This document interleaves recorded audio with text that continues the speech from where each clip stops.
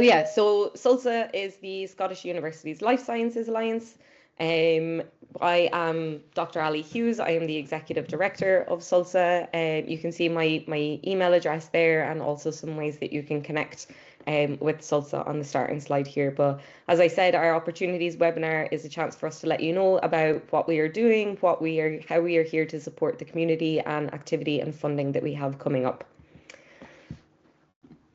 So to give a little bit of background information about SULSA, we are a strategic partnership of 13 higher education institutes, so universities and research institutes in Scotland. You can see the list of our members there on the right-hand side of the screen. We're considered the gateway into the vibrant and connected life sciences community here in Scotland, and all of our work revolves around supporting researchers and research and innovation in Scotland. Our primary goal within the work that we do is to support PhD students, postdocs and early career researchers in developing their independent careers, helping them build the kind of networks, getting the training, building confidence in the kind of avenues that they want to pursue for their career development. We are quite a small team, a small but mighty team.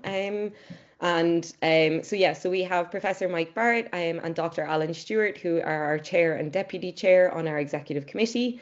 And then there is myself as the executive director, our senior operations officer, Jill, who is also on the call, and our project officer on a Department of Science, Innovation and Technology funded program around Horizon Europe, Holly Van Dessel as well.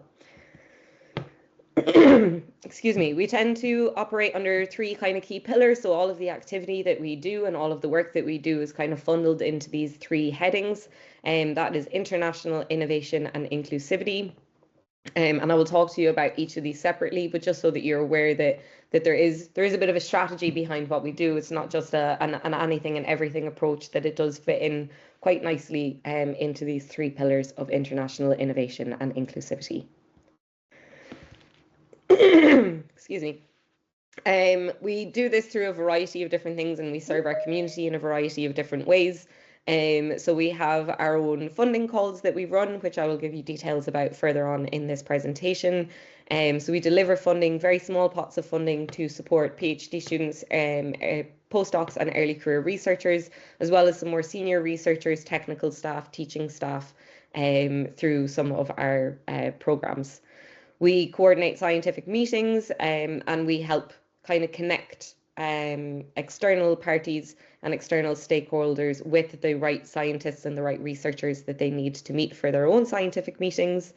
We support the building of consortia, particularly at the moment looking at Horizon Europe consortia building is a huge part of the international work that we're delivering at the moment.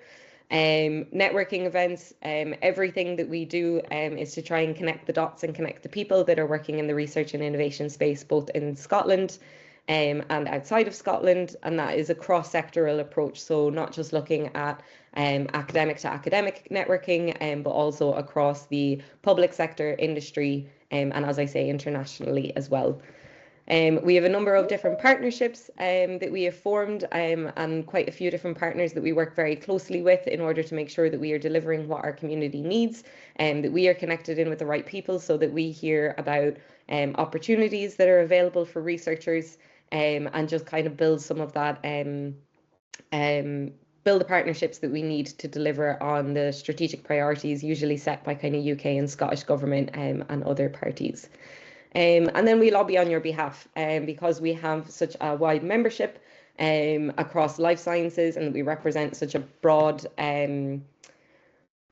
remit within life sciences. So when I do say life sciences, I don't just mean biomedical sciences, I mean any kind of research that involves animal, plants, humans or microbes.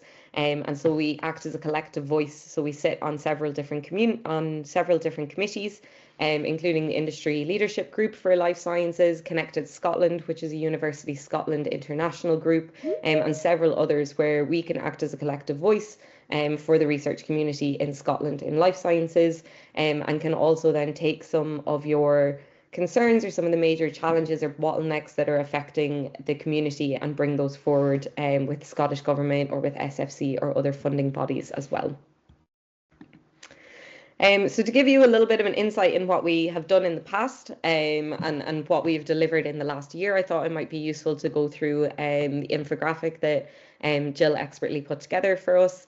So in the 2024-25 academic year, we ran 18 events of our own events.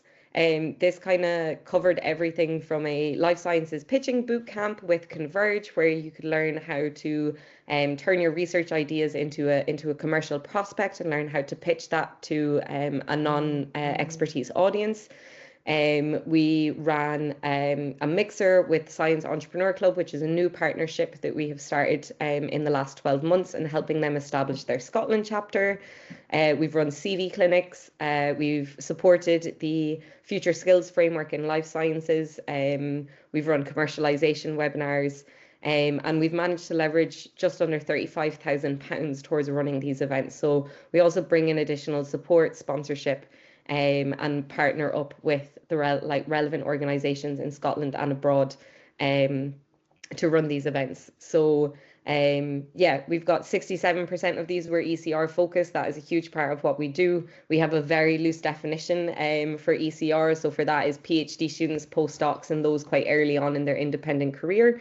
As well as then including technical staff and teaching staff as well that are looking to transition into having that kind of academic research career path. We delivered 8 funding calls over the last year as well. So we had 2 rounds of our network support. We had the Innovation Seed Fund, which was co-funded with the Data Lab, the Early Career Development Fund. We had an International Collaboration Fund, which was delivered by SULSA through Research Innovation Scotland. That is funded through Scottish Government and the Scottish Funding Council. We had the RS MacDonald facility access. So again, that was funded by the RS MacDonald charity to better support facility access for researchers in specific research areas. Our Rhineland-Palatinate exchange fund, which would allow bilateral exchanges between the Rhineland-Palatinate or Rhineland-Pfalz region in Germany and Scotland. And then our postdoctoral prize as well. So in total, that was just under £350,000 that we awarded across 69 researchers. And again, we managed to leverage just over £280,000. So when I say that we're a small and mighty team, I'm not really exaggerating when I say that. And then our researchers that were funded through our programs also leveraged an additional 57,000 from that as well. So we always see, and the way that I always try to talk about our funding and the activity we do is really around planting seeds, and then you go away and nurture those seeds, and the impact that is generated from them is pretty phenomenal. We've also done quite a lot of work in driving collaboration. So as I just mentioned, we partnered with the Data Lab for the Innovation Seed Fund and also a series of workshops online and in person to help with that in connecting life scientists with data scientists, as we know that's a really important area where a lot of capacity is being built at the moment. We worked with Synapse, so one of the other research pools for medical imaging, to deliver the RS MacDonald Facility Access Fund. We have partnered with the Brain Health Arc here in Scotland and the Reality Project team in Rhineland-Pfalz, so to create additional networking opportunities for academics at meetings specifically around neurodegeneration and healthy aging. We have connected with researchers across all of Germany now, not just with the Rhineland-Pfalz region, but across all of Germany, across Ireland. We're starting to build capacity there, and also with the Italian research community as well through their National Research Council. And on that then we've continued to build our network with that. So every time we run an activity, we really build out that network. We explore where there could be other opportunities for sustainability and longevity in the work that we're doing. And then we get invited in to kind of support some of the work that is happening at a national and international level as well. So we've enhanced relationships with Rhineland-Pfalz and then also through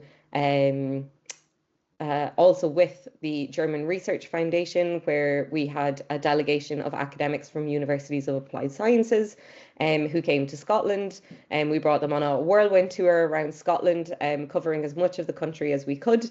And that has led to 5 different research proposals being submitted to the German Research Foundation. With the work at the Rhineland-Pfalz, we've managed to connect researchers in that area as well, who've recently been awarded through the Rhineland-Pfalz Ministry for Science and Health funding for a fellowship and travel funding associated with that as well.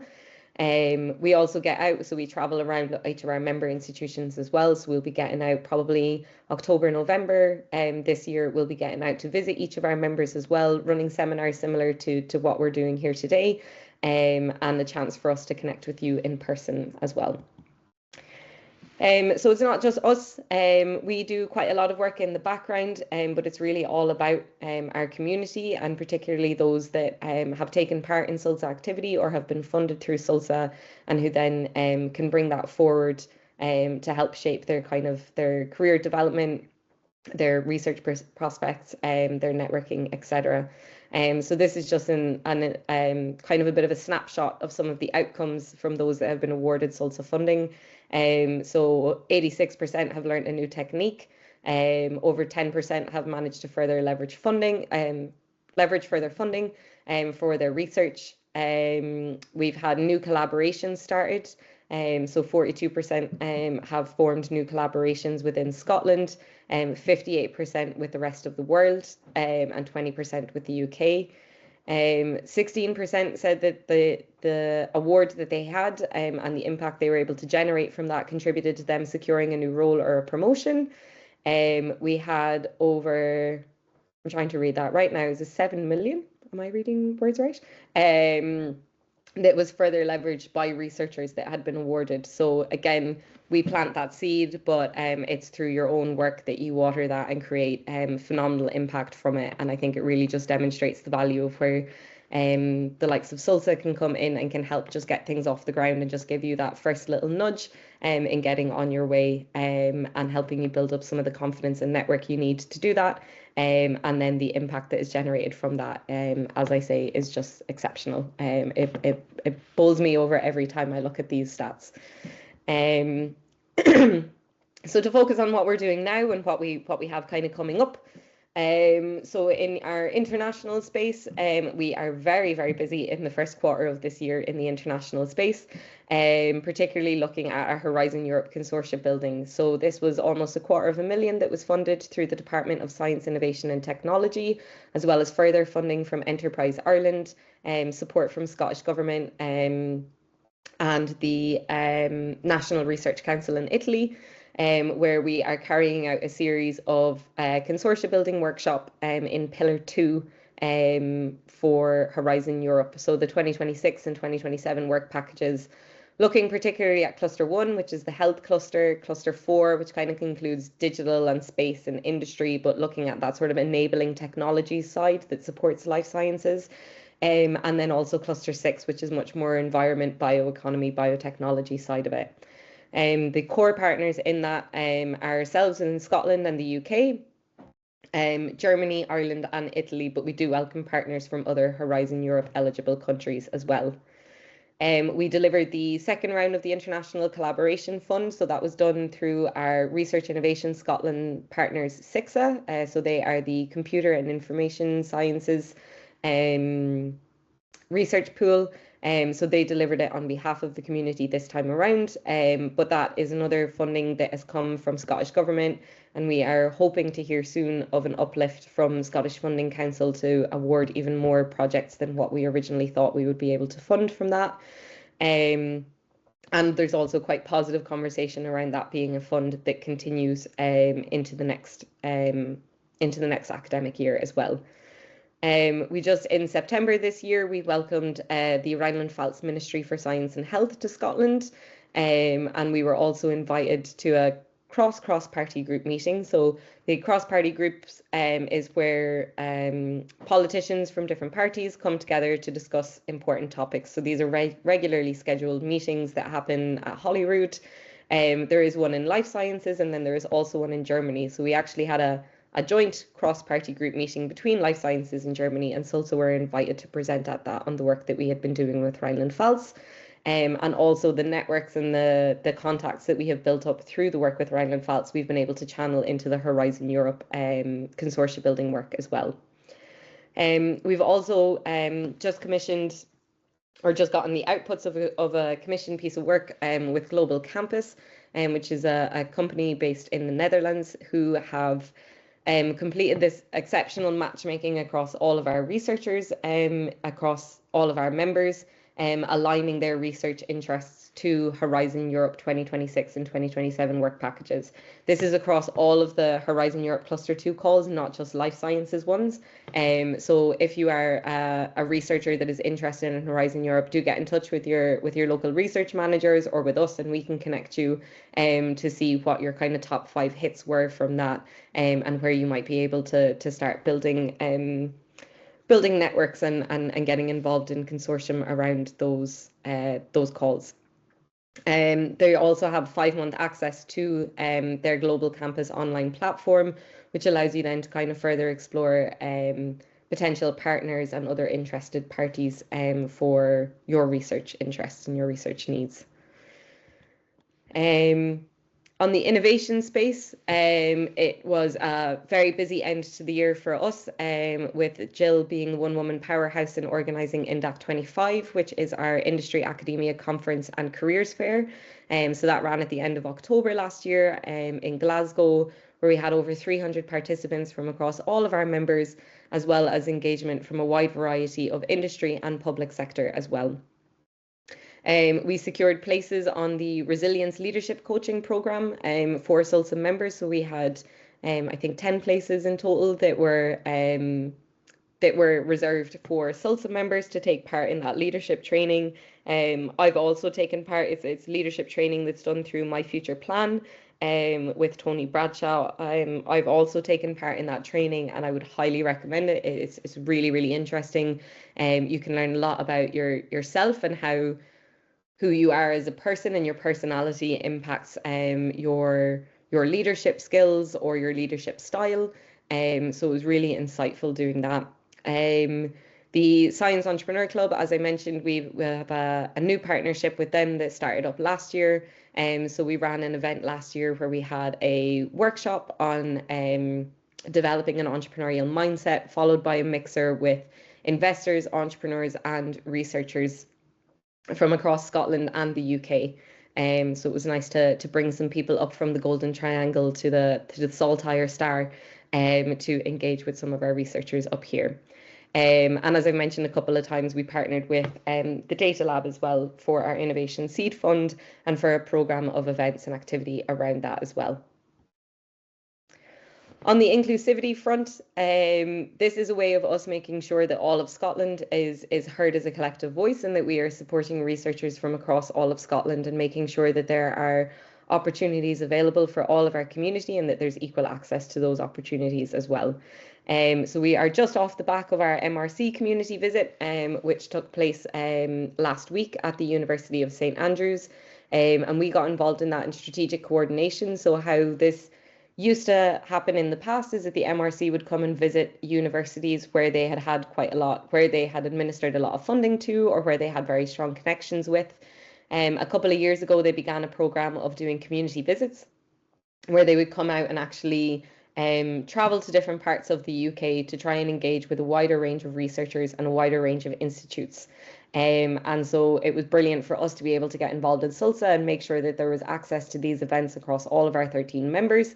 And that the MRC was being exposed to the length and breadth of the life sciences research and the collaborative attitude in Scotland towards research as well. That was a really successful meeting, and we got exceptionally good feedback from both the MRC and from the research community. And we really hope, this was a 2-year pilot programme, but we do really hope that it will continue and that we'll have the MRC and maybe some of the other funding councils as well coming up to visit Scotland in the future. We have supported the development of Scotland's Life Sciences Innovation Strategy. So just before Christmas was the publication of the Scotland's Life Sciences Strategy, the Vision for 2035. And so we were involved in supporting that, making sure that university and research voices were heard in those discussions. and also to make sure that the length and breadth of life sciences was represented within that as well. Networks, so we are all about networks. We are all about connecting people. I don't know if anybody is an Always Sunny in Philadelphia fan, but I always can see myself as Charlie, who has like all of the photos on the wall and has the red wool that is trying to connect everything up in a weird and wonderful way. I see that as being a huge part of the work that we do here at SULSA. And we kind of do that through our network support grant, which I'll talk to you about a little bit more on the next slide. But our network support grant, making sure that there is access for our members to opportunities, and that there is fair and equal access to those opportunities as well. We have our career development funding as well, which I'll also talk to you about in the next slide. And then also signposting what's going on. None of us work in a silo. None of us work by ourselves. No man is an island, whatever little phrase that you want to put in there. So it's really useful for us to know what's going on with yourselves, what's happening in our research community. We can help signpost that to the relevant people. We can help engage with it, highlight some of the work that is going on in Scotland as well. So, we always want to have a good connection and kind of back and forth correspondence with you as well. And then finally, in the skills space, although this isn't quite within SULSA's remit because we really focus on research, but we do understand that developing researchers also includes developing skills. So we sit on the on Scotland's Life and Chemical Sciences Skills Committee, and then that feeds into the industry leadership group, which is co-chaired by a Scottish minister. And so we support the kind of skills agenda in that way, and then also through our own SULSA Skills Committee, who run graduate employability masterclasses across our members, and also then played a role in supporting the Life and Chemical Skills Summit, which took place, I think it was October last year. To be honest, anything before Christmas is just its own timestamp now. So we do also have some involvement in the skills space as well and try and support that agenda as much as possible. So on to funding calls then, and the funding calls that we have confirmed for this academic year. So currently we have our network support and early career development calls are both open. So the top two calls there are currently open. The network support has a deadline of the 2nd of February. The purpose of the network support is to build new and existing cross-university networks. So you need to have the lead applicant needs to be from one of 11 SULSA members. I will show you the eligibility key, and if you go onto any of the websites, it will give you a clear list of the members who can act as the lead applicant for this call. And then it needs to have a second SULSA member, so a second university or research institute within SULSA's network as your co-applicant. But after that, there are no rules in terms of who else is involved in it. So this could be a fully Scottish meeting. This could be a UK-wide meeting. This could be an international meeting. This could be an event that brings in industry, public sector, NHS, anyone that you think is worthwhile having a network with. The only thing is that the network support money is used for that event, and that it's a kind of an event that we haven't funded before. And that also it's an open access event, so it should be open to all SULSA members to be able to attend it. It can't be a closed meeting. We're not able to support those. So it's up to £1,000 that can help you with catering costs, venue costs, getting a speaker, any of those kinds of things. It just cannot be used to bolster a salary cost. With the Early Career Development Fund, that is also quite a flexible fund that is available for postdoctoral researchers, research assistants, technicians, teaching staff, and those that are looking to really develop their career into an independent academic research track. So the deadline for that is the 16th of March. It just launched this week, so it's just been opened, and you can apply for up to £4,000 for that. That call will be for travel for collaborative travel to meet with collaborators, collaborative training opportunities or upskilling of yourself, or it could just be used to generate some pilot data that you need for a fellowship or for a bigger grant application. Again, it's super flexible funding. It cannot be used to support salary costs. And also it cannot be used as kind of a travel fund to attend conferences, just because we have small pots of money and we want to be able to spend that in the most kind of impactful way possible, and so that it would make the biggest impact on yourselves. So it can be used for travel, but that travel would be to go and meet with your collaborator or to travel for some upskilling. So if there's a piece of kit in another country and you really want to get trained up on that piece of kit, or there's an assay that would be fundamental to you building out your independent track, you can use it for travel and for accommodation for that, but it can't be just to attend a conference. So then other calls that we do have coming up that are not currently open but will be opening up in the next couple of months, is our postdoctoral prize. This is probably one of our favorite ones to deliver, because it gives us an opportunity not just to sit and read your applications, but also to hear from you in a 3-minute thesis style presentation. So this is for kind of more senior postdoctoral researchers that are looking to build their network across Scotland. So you can apply for funding, you can apply for the postdoc prize. What that includes is a seminar tour to 3 different universities in Scotland, and also £1,000 in flexible funding as well, just to support your personal and professional development. So yeah, as I say, this is open to postdoctoral researchers. We kind of expect that those researchers will be at a level where maybe in the next 12 to 24 months they'll be starting to apply for fellowships for like independent research, or for lectureships or positions that are available to get them set off on that independent research trajectory. So yeah, just keep that in mind when applying. And the launch of that is the 16th of March. So on the day that the early career development closes, we will be launching the postdoctoral prize. Then later on in the spring, we will have our innovation seed. So I've kind of mentioned that a couple of times. It will be in partnership with the Data Lab again. And this is to look at new innovative collaborations with an industry partner. And this is specifically in the life sciences and data sciences. So data, machine learning, computational and AI-driven research within life sciences. That's the kind of thing that we're looking for.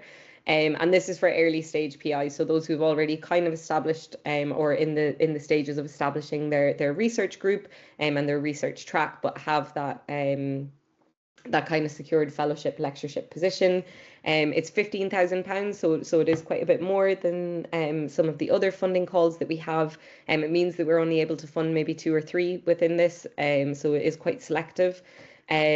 And your industry partner needs to match that funding as well, either in cash or through in-kind contributions. If you are interested in this and you want to get really involved in industry engagement and collaboration for research and development, but you don't yet have a research partner or a research partner in industry, please get in touch with us, because between ourselves and the Data Lab and their network, we can pair you up with people or help make those kind of initial introductions with industry partners to support you in preparing for that call, which, as I said, that'll launch in April. And then I've mentioned before our International Collaboration Fund. So this is funded by the Scottish Government, and in the last couple of years has also been supported by the Scottish Funding Council in uplift funding. And this is to support Horizon Europe preparatory activities. So it's £5,000 to support kind of travel, exchanges, workshops, that kind of thing. It's open to researchers across the board. We don't yet have confirmation if this will run again this year, but so far conversations have been very positive. They've been very happy with how the last 2 rounds of that funding has gone, and we're expecting an announcement soon of the awardees for that second round of funding. But this is one then that helps you in sort of building up your international network and international research activities. Again, if this is something that you are interested in, but you're maybe struggling to find the right partner, please do get in touch as well, because between the Horizon Europe work that we're doing, we've got really good connectivity across Germany, Ireland, and Italy now, and also have other kind of ad hoc networks across other parts of the world as well. So very happy to help try and connect you with that. And then just to say, so we do have a funding eligibility key. This was designed in collaboration with our early career research committee. So what we found in conversations with our early career committee, which comprises PhD students, postdocs, and early stage PIs, was that they thought the definition of 8 years post PhD wasn't a very inclusive definition for early career researcher, and that they felt that it was kind of an unfair way of marking people as eligible or ineligible for funding. So they proposed this model, which is what we now use as our eligibility key. So you can clearly see, if you sort of follow along on the top line of it, of who you are, what your current position is. So the really easy one is if you are a PhD student, bang, there are the 3 funding calls that you are eligible to apply for within SULSA. If you are a postdoctoral researcher or hold a postdoctoral fellowship, we then kind of break you down in our minds into a kind of a more junior and senior level. And the way that we do that is through research grant funding. So if you have secured more than 50k in research grant funding, so that is not including the salary from your fellowship, but if there is a research budget as part of your fellowship, it would include that amount. Or if you have applied for other external funding and are listed on that as a PI or a co-PI where you've gotten more than £50,000, we would consider you in the more kind of senior postdoctoral researcher bracket. And so therefore there are specific funding calls that you can apply for within that. If you are maybe a bit earlier in your postdoctoral journey and so you haven't secured, so you might have a fellowship that covers your salary as a postdoc, but that doesn't come with a research budget, or you haven't secured a grant worth 50k, then we would consider you a little bit earlier in that career bracket or postdoctoral bracket. And so you can see then the list of funding calls that you're eligible to apply for in that. We also have for research assistants, technicians, and teaching fellows who are wanting to progress into a kind of an independent academic research career track. That you can see there's a couple of the calls that we have that you can apply for within those, within our offerings. And then finally, if you are a principal investigator tenure track, so for our lectureships, our independent research fellows, PIs, we see that again of sort of doing a little bit of a a distinction between early career or junior and senior, again focusing on research grant funding. So this time the barrier is £100,000 in a research grant or more. So if you have secured a grant that is above £100,000, our funding probably isn't most appropriate or best suited to your needs. You're probably looking at things a little bit, looking at pots of money that are quite a bit bigger than what we can offer at SULSA. As I said, everything that we do is really about planting seeds and supporting that sort of either getting yourself established within your role or being able to take that next step in your current role. But again, any questions on that, very happy to answer at the end as well. And then kind of the last couple of slides that I have is how to engage with us. So please do join our mailing list. You can do that through our website. Please join our mailing list. We will send you updates on all of the events and all of the funding calls that we run, as well as signposting some other important activities and initiatives that might be useful for you. And we send out a monthly newsletter as well. I promise that we do not bombard people. In fact, we often get the opposite feedback, that we don't scream and shout enough about what we're doing. But our mailing list is a really great way to be kind of the first person to hear about everything that we are doing. And that monthly newsletter, we try to keep it really short and sweet as well, so that you can just look at the headings and see what bits are relevant for you and then follow the links on from that.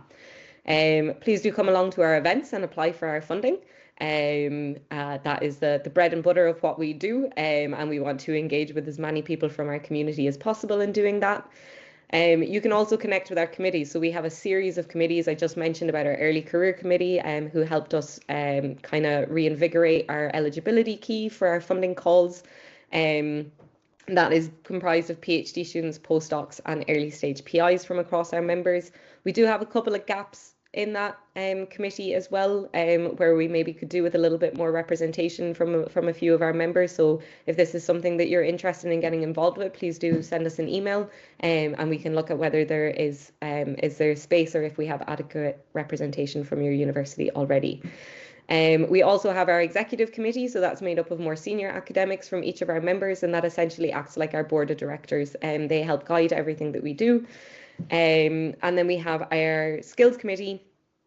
As I mentioned, they kind of support a lot of the skills agenda in the life and chemical sciences in Scotland. And finally, our research managers forum as well. So our research managers is research and innovation staff from across our members, so that we can help particularly with some of the Horizon Europe work and UKRI work that we're doing as well. We have some really nice reports and really nice blogs on our website if you want to get a little bit more of an in-depth view on some of the activity that we run. You can follow us on social media, probably LinkedIn and X or Twitter are our most active platforms, but we do also have an Instagram and Blue Sky as well. And we are always open to having volunteers for our events. If you want to do a social media takeover, signpost opportunities, anything like that, again, please do get in touch. This is a way that you can connect with us. So that is the website there, sulsa.ac.uk. If you scan that QR code, it will bring you to our link tree, which will give you then all of our social media and our website, etc. And I'll maybe just leave back up on the top as well my own email address there, and actually I'll stick that into the chat at the end and just leave up the connect with us for the moment. So I will stop there, and very happy to take any questions or any suggestions from me.